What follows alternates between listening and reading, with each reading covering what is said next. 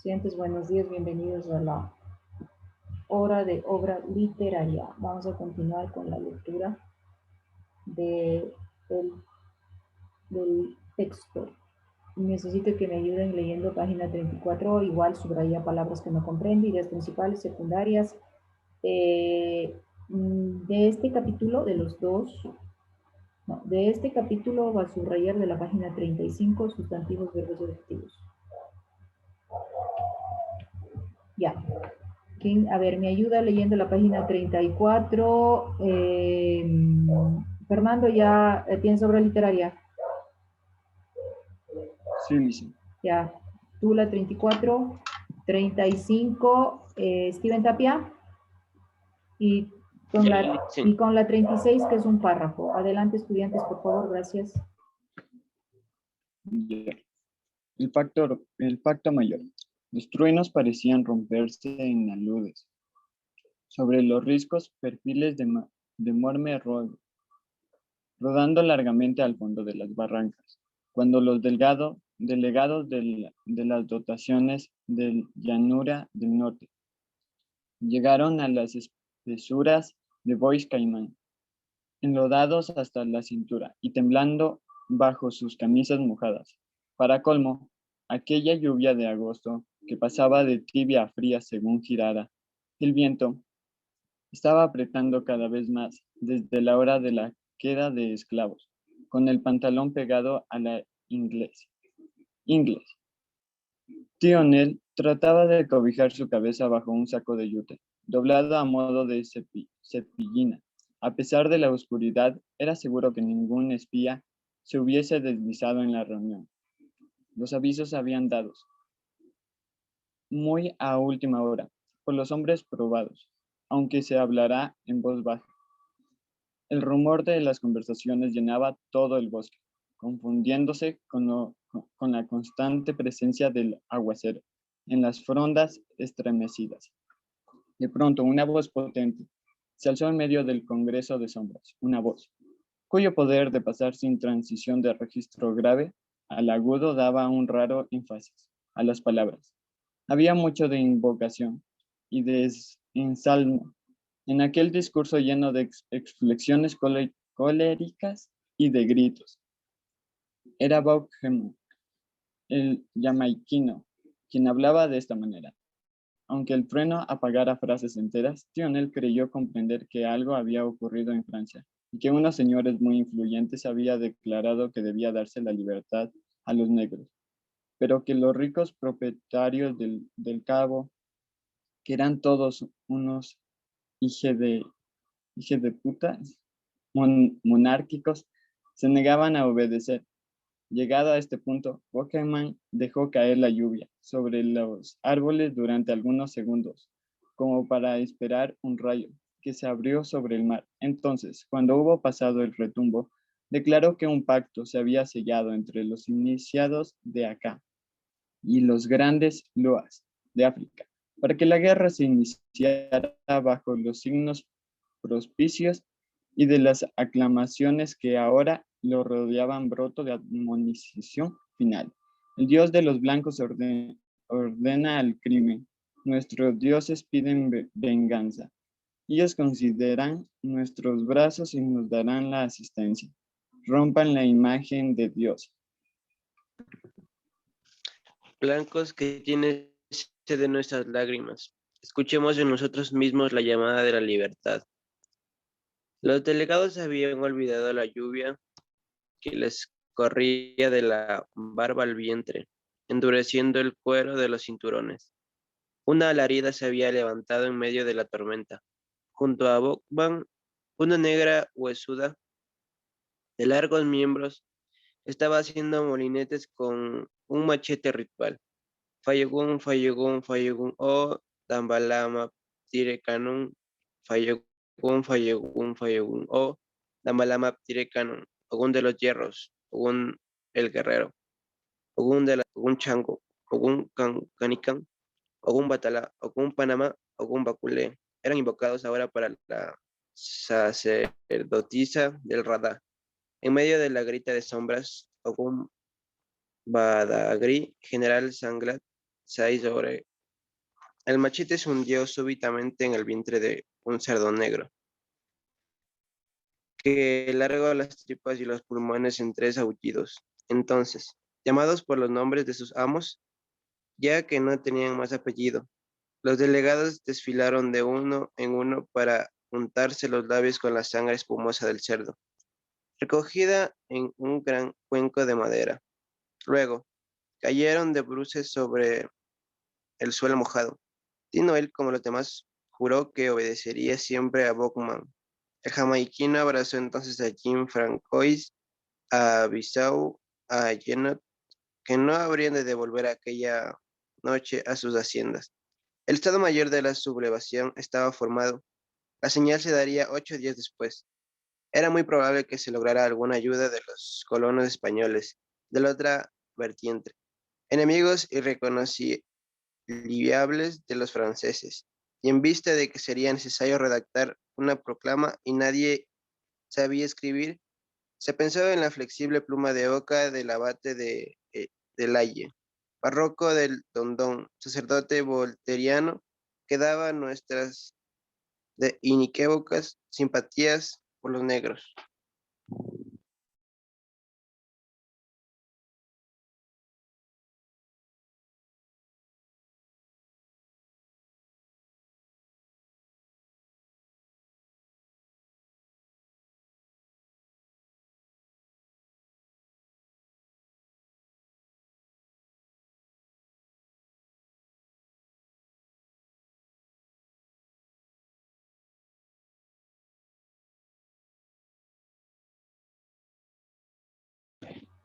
Había tomado ¿Ya terminaste? conocimiento de la declaración. No, es que no escuché que me tocaba también la 36. Había tomado conocimiento de la Declaración de los Derechos del Hombre. Como la lluvia había hinchado los ríos, Tinoel tuvo que lanzarse a nado en la cañada verde, para estar en la caballeriza antes del despertar del mayoral. La campana del alba lo sorprendió sentado y cantando, metido hasta la cintura en un montón de esparto fresco.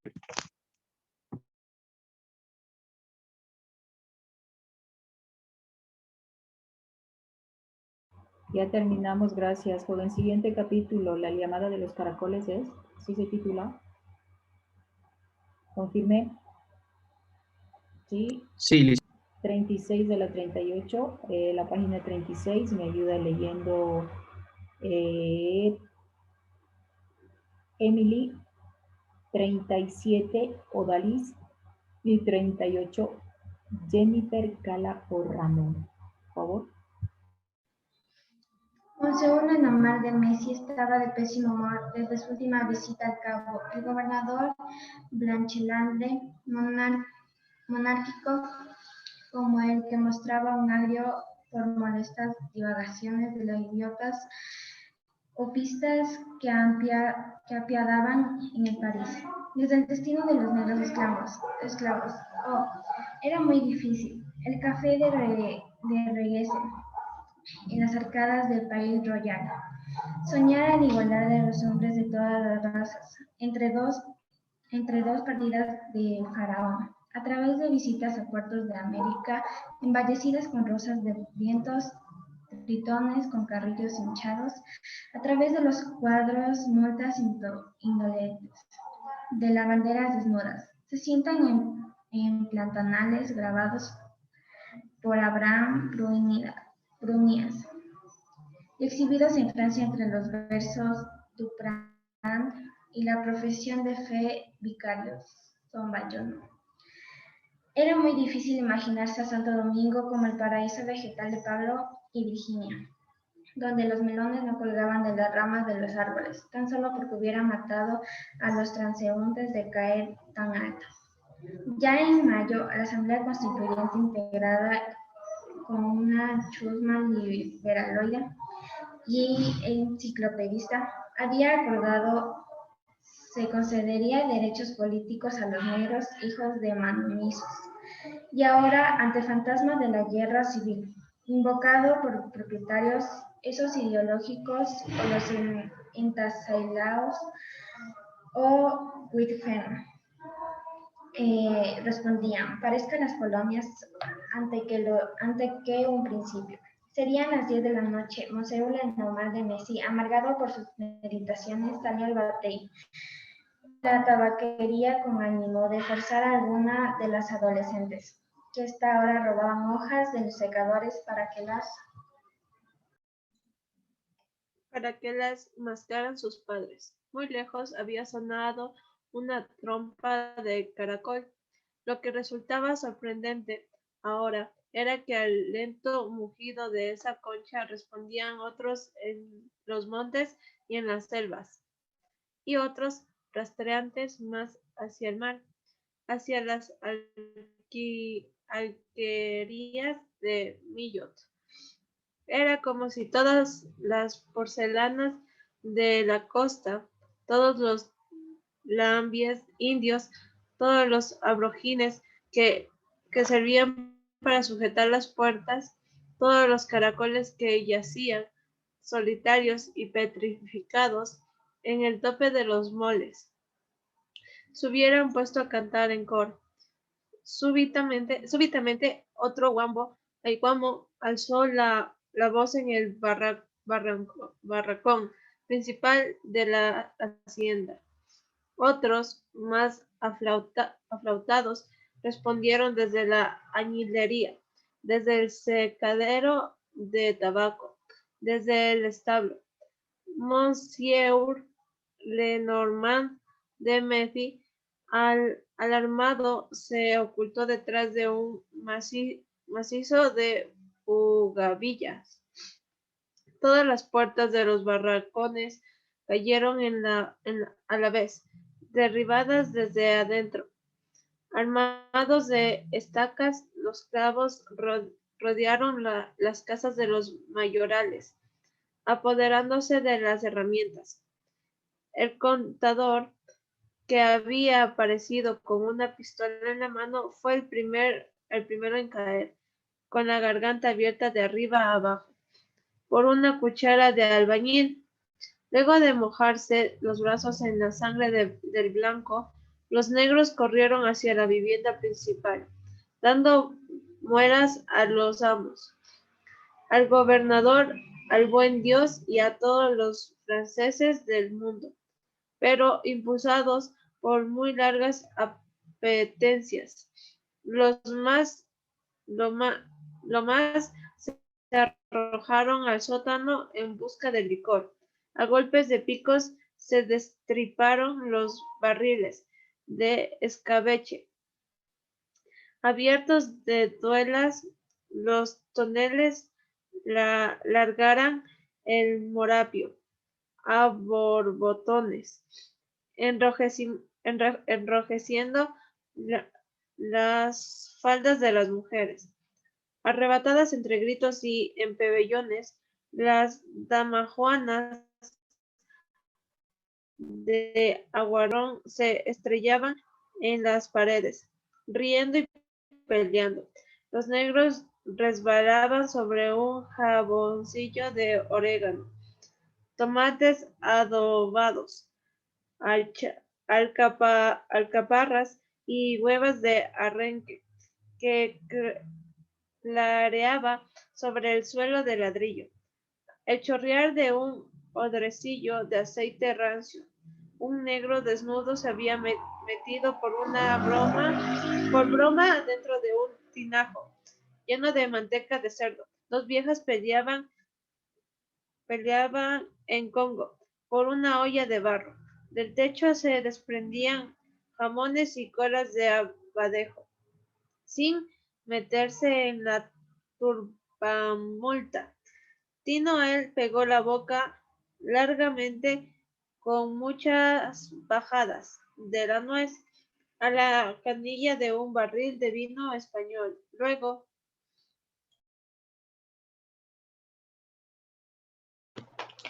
subió al primer piso de la vivienda, seguido de sus hijos mayores, pues hacía mucho tiempo ya que soñaba con violar a Mademoiselle Floridor, quien en sus noches de tragedia lucía aún, bajo la túnica ornada de meandros, unos senos nada dañados por el irreparable ultraje de los años.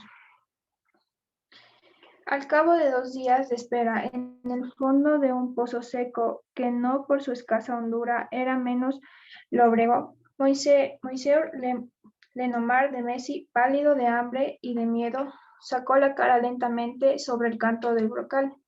Todo estaba en silencio. La horda había partido hacia el cabo, dejando incendios que tenía un nombre cuando se buscaba con la mirada. La base de columnas de humo que se abovedaban en el cielo.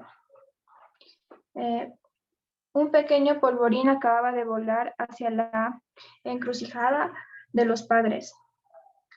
El amo se acercó a la casa, pasando junto al cadáver hinchado del contador. Una horrible pestilencia venía de las perreras quemadas. Ahí los negros habían saldado una vieja cuenta pendiente. Untando las puertas de brea para que no quedara animal vivo, Monsieur Lenomar de Messi entró en una habitación. Mademoiselle Floridor yacía disparatada sobre la alfombra, con una hoz encajada en el vientre. ¿Ya terminó? Jennifer.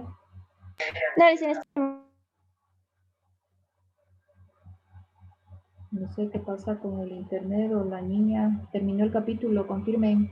No, ya está, ya.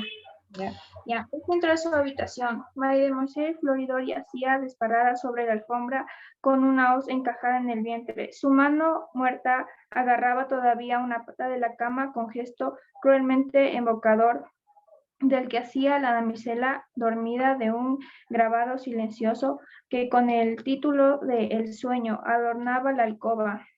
Monsieur Leonard de Messi, quebrado en sollozos, se desplomó a su lado. Luego agarró un rosario y rezó todas las oraciones que sabía, sin olvidar la que le habían enseñado de niño, para la cura de los sabañones, y así pasó varios días aterrorizado, sin atreverse a salir de la casa abierta de puertas a su propia ruina, hasta que un correo a caballo frenó su montura en el traspatio con tal brusquedad que la bestia se fue de hollares contra una ventana, resbalando sobre chispas.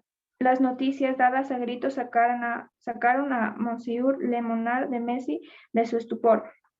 La horda estaba vencida. La cabeza de jamaiquino Bowman se engusanaba ya, verdosa y boquiabierta en el preciso lugar en el que se había hecho ceniza.